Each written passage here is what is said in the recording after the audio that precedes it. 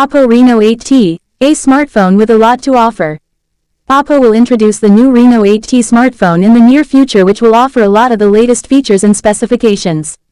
It appears that the company will introduce the phone in the coming months according to the latest leaks and news.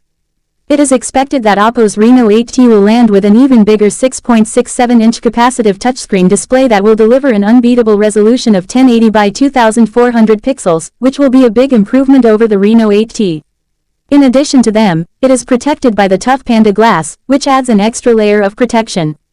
It is worth mentioning that the Oppo Reno's 8T is equipped with the well-known and powerful Snapdragon 695 chipset, as well as 8GB of RAM, which will enable the phone to handle multiple large applications easily and without any errors.